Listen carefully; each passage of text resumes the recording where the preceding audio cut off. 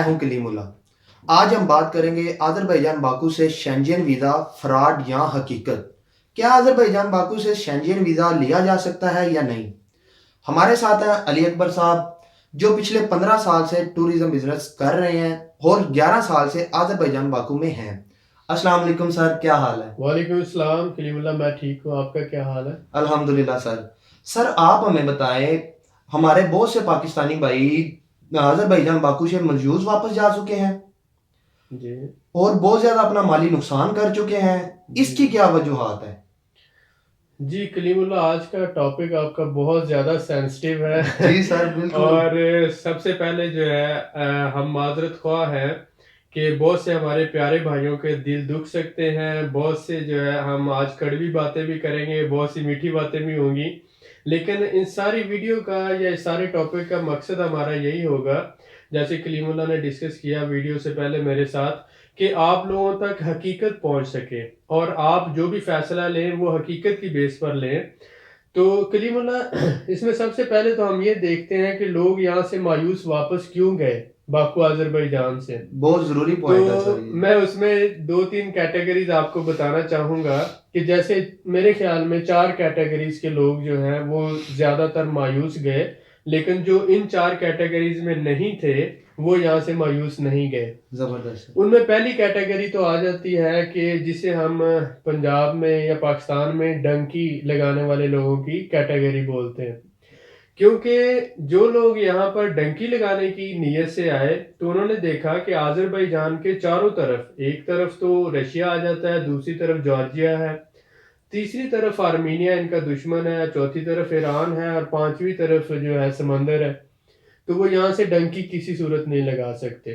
ठीक है। बिल्कुल ठीक तो है। वो मायूस हुए। और दूसरा ये है कि वो लोग जो फेक डॉक्यूमेंट्स के ऊपर ट्रैवल करना चाहते थे, यानी कि फेक पासपोर्ट्स हो जाते हैं, जी सर। फेक रेजिडेंस परमिट्स हो जाते हैं, फेक या स्टिकर वीज़ाज भी हो जाते हैं, शेंजन फेक वीज़ाज हो जाते हैं। तो ऐसे लोगों को इंतहाई ज़्यादा मायूसी हुई, क्योंकि आजकल सारा सिस्टम जो है इमिग्रेशन का, वीज़ा का, ट्रैवल का, पासपोर्ट का, वो आपका सारा ऑनलाइन है। ऐसा ही है सर। और आप कंट्रीज जो है इंफॉर्मेशन एक्सचेंज कर रहे होते हैं और उस हवाले से ये जो फेक डॉक्यूमेंट्स हैं जी उन पे सर। आप ट्रैवल नहीं कर सकते। ये आज से कोई 10 साल पहले या 5 साल पहले या कुछ अर्सा पहले की बातें थी। लेकिन जैसे जैसे फ्रॉड के नए नए रूप होते हैं, इसी तरह से ये होता है कि इमिग्रेशन और कानून नाफिज करने वाले इदारे भी नई जी नई सर। टेक्नोलॉजी से इस्फादा हासिल करते हैं। तो फेक डॉक्यूमेंट्स पे जो ट्रैवल करना चाहते थे वो लोग मायूस हुए, पकड़े भी गए, उनको जेलें भी हुई और उनको डिपोर्ट भी किया गया। ये दूसरी कैटेगरी थी।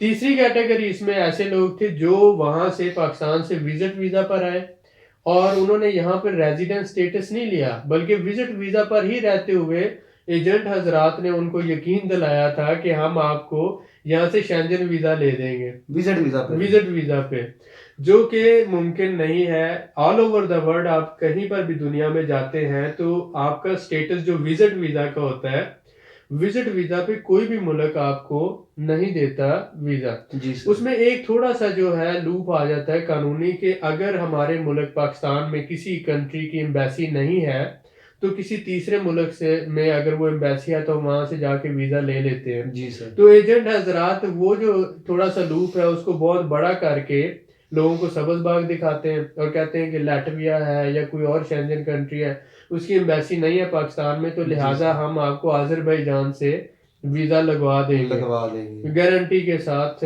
जो है। तो इस तरह से वो सब्ज बाग दिखाकर लोगों को यहाँ भेज देते हैं। जी सर। तीसरी ये थी। अब चौथी कैटेगरी जिसमें हम बात करते हैं डन वीज़ा वाले, जो आ जाते हैं कि वो हर सूरत जो है ना डन पे उनको वीज़ा मिलेगा। उनको कलीमुल्लाह डन पे वीज़ा तो नहीं मिलता, लेकिन उनके साथ डन पे फ्रॉड ज़रूर हो जाता है। ऐसा ही है क्योंकि सर। जो बंदा उनके साथ डन की डील करता है वही उसे कहता है कि भाई $1000 $2000 तुम मुझे दो ना, ये कि हम्म। मुझे क्या पता कि कल को मैं वीज़ा लूँ, इतनी मेहनत करूँ और बाद में तुमको मैंने नहीं लेना। तो किसी ना किसी बहाने से, चाहे वो उधार करके ले ले, चाहे वो कोई मजबूरी बता के ले ले, उसने उससे 1000 या $2000 लेना होता है। जब वो पैसे ले लेता है तो वो गायब हो जाता है। अब ये डन का जो चौथी कैटेगरी थी। तो हमने 4 कैटेगरीज बताई। ये चारों कैटेगरीज के लोग जो हैं, पहली कैटेगरी में मैंने बताया डंकी लगाने वाले, जी सर। दूसरी कैटेगरी में फेक डॉक्यूमेंट्स पे ट्रैवल करने वाले, तीसरी में मैंने बताया कि वो जो विजिट वीजा पे यहाँ पर आए और उनका अपना स्टेटस कोई नहीं था, वो यहाँ से वीजा लेना चाहते थे। जी और सर। चौथी कैटेगरी मैंने बताई कि जो ट्रेंड चला हुआ है पाकिस्तान में डन डन वाला।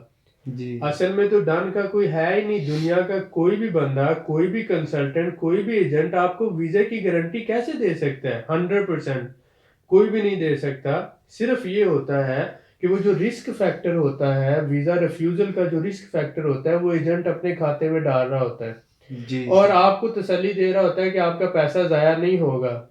लेकिन वो आप ही के पैसे के साथ खेलता है, आपका वक्त भी जाया करता है और पैसा भी जाया करता पैसा है। भी जाया करता तो है। ये दोनों चीजें, यानी उनको डन पे फ्रॉड मिलता है, वीजा कभी नहीं मिलता। ठीक हो गया कलीमुल्लाह। तो ये 4 किस्म के लोग यहाँ से मायूस होकर गए हैं। जो लोग यहाँ पर आए सिर्फ सैर करने के लिए, विजिट करने के लिए, बाकू अजरबैजान को एंजॉय करने के लिए, जी वो तो सर। बड़े खुश होकर गए। ऐसा ही है सर। और अगर कोई बंदा बिजनेस माइंड लेकर आता है तो उसका बिजनेस माइंड सेट होता है। वो आकर रिसर्च करता है, देखता है कि यहाँ पर कौन सा काम कितनी इन्वेस्टमेंट से हो सकता है। पहले तो वो बिजनेसमैन होता है, वो पाकिस्तान में, दुबई में, सऊदी अरेबिया में, मलेशिया में या किसी भी मुल्क में जी सर। ऑलरेडी बिजनेस कर रहा होता है, उसके पास बिजनेस एक्सपीरियंस होता है। तो वो जब आता है तो मार्केट रिसर्च करता है, वो देखता है कि अभी मार्केट कंडीशन उसके बिजनेस के हवाले से ठीक है या नहीं है। तो वो वापस चले गए अगर उनको समझ ना आई। कुछ को समझ आई तो उन्होंने हॉस्टल बना लिए, कुछ को समझ आई तो उन्होंने रेस्टोरेंट बना लिए, ऐसा ही है कुछ सर। ने यहाँ टूरिज्म कंपनियां बना ली। तो वो मायूस नहीं हुए। मायूस होने वाले लोग वो थे जो सब्ज बाग देख कर आए, या जिनको सब्ज बाग दिखाए गए, जिनको गलत गाइड किया गया गलत सर। गाइड किया गया, और वो बहुत बड़ी बड़ी उम्मीदें लेकर यहाँ पर आए। जी सर। तो वो मायूस होकर वापस गए। उनकी नज़र में बाकू जो था वो एक ऐसा शहर था जहाँ पर हर बंदा फ्रॉडिया है, जहाँ पर हर बंदा जो है लूटने की कोशिश करता है। लेकिन पहली बात तो ये कि वो सही लोगों के पास ना आए, दूसरी बात ये कि वो सही उम्मीद लेकर नहीं आए ऐसा ही है और सर। सही रास्ते पर नहीं आए। जब आप रास्ता गलत चुनोगे, गलत लोग चुनोगे, साथी गलत चुनोगे, तो आप कभी मंजिल पर नहीं पहुंच नहीं पहुंच सकोगे। सकोगे। जी सर, बहुत शुक्रिया। सर, क्या अजरबैजान बाकू से शेंजन वीजा लेना मुमकिन है? अगर वो मुमकिन है तो उसका तरीकाकार क्या है?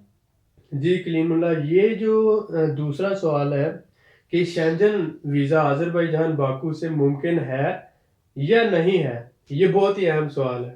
अब देखें, मैं आपको दो चार बातें जो है वो टेक्निकल बता देता हूँ। इसमें क्या है कि किसी भी कंट्री में पहली बात तो ये कि अगर आप वहां से वीज़ा अप्लाई करना चाहते हैं, जैसे बाकू अजरबैजान से, तो आपके पास यहाँ का रेजिडेंस परमिट होना चाहिए। ठीक है, पहली बात कि अगर आपके पास यहाँ का रेजिडेंस परमिट है, वो बिजनेस रेजिडेंस भी हो सकता है, वो स्टूडेंट रेजिडेंस भी हो सकता है। ठीक है, वो कोई भी रेजिडेंस है, लेकिन वो आपके पास रेजिडेंस वीजा है, वो वर्क परमिट भी हो सकता है। जी सर। 3 कैटेगरीज होती हैं, बिजनेस रेजिडेंस हो गया, जॉब का वर्क परमिट हो गया, या आपके पास स्टूडेंट। तो अगर तो आपके पास यहाँ पर रेजिडेंस परमिट है, ठीक है, और उसकी वैलिडिटी 3 माह से ज्यादा यानी 6 माह या 1 साल की है, जी सर। ठीक है, ये बात होगी। और उसके बाद ये पहली एक कंडीशन है, हमारे पास 10 जो है डिफरेंट डॉक्यूमेंट्स रिक्वायर्ड होते हैं, मैं आगे तफसील में उससे जी सर। आपको गाइड करूंगा। तो इसमें कि जब बंदे के पास रेजिडेंस परमिट है और वो बाकी रिक्वायरमेंट्स भी पूरी कर रहा है, जी सर। जिनमें उसकी बैंक स्टेटमेंट आ जाती है, उसका सोशल स्टेटस आ जाता है, उसका बिजनेस स्टेटस आ जाता है, उसके डॉक्यूमेंट्स आ जाते हैं, जी उसके सर। वो सारा जो इमेज होता है वो आ जाता है, तो तब वो अप्लाई करता है शेंजन वीजा की रिक्वायरमेंट्स है। जी सर। तो ये पूरी दुनिया में है, आजरबैजान बाकू में भी है। तो हम ये कहते हैं पाकिस्तान अगर थर्ड वर्ल्ड कंट्री में आता है, जी सर। तो आजरबैजान सेकंड वर्ल्ड कंट्री में है। और यूरोप को अगर हम फर्स्ट वर्ल्ड में ले लेते हैं, तो आजरबैजान का स्टेटस जो है वो पाकिस्तान से बेहतर है, और बिल्कुल यहाँ ऐसा पर ही है। चांसेस ऑफ सक्सेस भी ज्यादा है। लेकिन मसला क्या है कि आपके पास प्रॉपर डॉक्यूमेंट्स हो और बिल्कुल आपका सही। एक बिजनेस स्टेटस हो, जी सर। तो आप जब अप्लाई करेंगे तो आपको वीजा मिलेगा। और हमारे बहुत से साथियों ने जब जो यहाँ पे बिजनेस कर रहे हैं कुछ सालों से, जिनकी अपनी कंपनियां थी, उन्होंने यहाँ से कनाडा के भी वीजे लिए, अमेरिका के भी लिए, जापान के भी मेरे साथी हैं वो लेके गए। कोरिया के भी दोस्त हैं जानने वाले, वो लेके गए। मैंने खुद शेंजन वीज़ा लिया, मैं यूके का वीज़ा लिया, यानी बहुत से कंट्रीज़ के। जी तो जी बात सर। क्या होती है कि जब आपका एक बिज़नेस स्टेटस होता है, आपके पास एक रेज़िडेंस स्टेटस होता है और आप टैक्स पे कर रहे होते हैं, बिल्कुल तो सर। तब तो है, ठीक है। लेकिन हमारे यहाँ नेगेटिविटी बहुत ज़्यादा है। हम जो नहीं होता, उसको तो बहुत फैलाते हैं। जी अगर कोई सर। पॉज़िटिव चीज़ है, तो उसको दबा के रखते हैं, किसी को पता ना चले। तो हमारा मकसद ये है कि अगर आपके पास स्टेटस है, रेज़िडेंस स्टेटस है, आप गवर्नमेंट को टैक्स पे कर रहे हैं और आप लीगल हैं, तो आप जो रिक्वायरमेंट है शेंजन वीज़ा की, वो पूरी करें और आपको वीज़ा मिलेगा। लेकिन एक बंदा कहता है उसका कोई रेजिडेंस स्टेटस भी ना हो, विजिटर वीजा पर हो, सोशल स्टेटस भी ना हो, बैंक में भी पैसे ना हो, पढ़ा लिखा भी ना हो, यानी कि कोई भी कैटेगरी पे पूरा नहीं उतर रहा, तो उसको वीजा तो ना पाकिस्तान से मिलेगा, ना अजरबैजान से, और दुनिया के किसी मुल्क से भी उसको वीजा नहीं मिलता। ऐसा ही सर। जरूरत इस बात की होती है कि जो आप $10,000 या $12,000 या $8,000 पे कर रहे हैं वीजे के लिए, उसी को अगर अपनी जात पर आप लगा लें, $3,000 से $4,000 ही अपनी जात पर लगा लें, एक छोटा सा बिजनेस बना लें। जैसे हमने अपने दूसरी वीडियोस में बताया कि आप $3-4 हज़ार से कोई भी बिजनेस कर सकते हैं। जी सर। कुछ अरसा उस बिजनेस को आप रन करते हैं, 3 महीने 4 महीने, तो आप उस पर गवर्नमेंट को टैक्स भी पे कर रहे हैं, आप उस पर अर्निंग भी कर रहे हैं, और आपका एक सोशल स्टेटस डेवलप हो रहा है। और गवर्नमेंट को आप जब टैक्स जा रहे हैं और आपका एक रेजिडेंस भी यहाँ पर है और टैक्स भी आप पे कर रहे हैं, जी सर। कंपनी भी है, तो आपका बिजनेस स्टेटस भी बन गया, सोशल स्टेटस भी बन गया, फाइनेंशियल स्टेटस भी बन गया। ये सारी चीज़ें डेवलप हो जाती हैं वक्त के साथ। तो फिर आप अब जब अप्लाई करते हैं, तो सक्सेस के 98 to 99% चांसेस होते हैं। फिर भी जबरदस्त। 100% की बात नहीं करते। 100% तो दुनिया का कोई बंदा नहीं कर सकता ना। ये जो कहते हैं 100%, वो रिस्क को अपनी जेब में डाल लेते हैं और दूसरे को उम्मीदें दे देते हैं। ठीक हो गया? बिल्कुल ठीक हो जी गया जी। सर। सर क्या अजरबैजान बाकू से जी जी। जो शेंजन वीज़ा है जो लोग लेते हैं, तो इनको बताया जाता है कि बैंक स्टेटमेंट बहुत ज़रूरी है। जी जी। तो इसके लिए कौन से डॉक्यूमेंट्स स्पेशली तौर पर रिक्वायर्ड हैं? जी इस हवाले से गाइड करें। जी कलीमुल्लाह, ये बहुत अच्छा सवाल है, जिसमें हम बात करते हैं डॉक्यूमेंट्स के हवाले से। जी सर। डॉक्यूमेंट्स तकरीबन जो हैं, ये 8 से 10 डॉक्यूमेंट्स हैं। तो मेरे ख्याल में इसकी थोड़ी सी तफसील बताना पड़ेगी हमें, बिल्कुल सर। और इसके लिए हमें पार्ट 2 पे जाना पड़ेगा, जी सर। क्योंकि ये थोड़ा सा महदूद है हमारे पास टाइम। ठीक है, तो नेक्स्ट जो है इस पे हम कर लेते हैं। जी सर, बहुत शुक्रिया। मज़ीद मालूमात के लिए हमारी अगली वीडियो का इंतज़ार करें, चैनल को सब्सक्राइब करें, वीडियो को लाइक करें और शेयर करें। बेल आइकन को ज़रूर प्रेस करें ताकि हमारी अगली वीडियो आपको मिल सके। अल्लाह हाफिज़।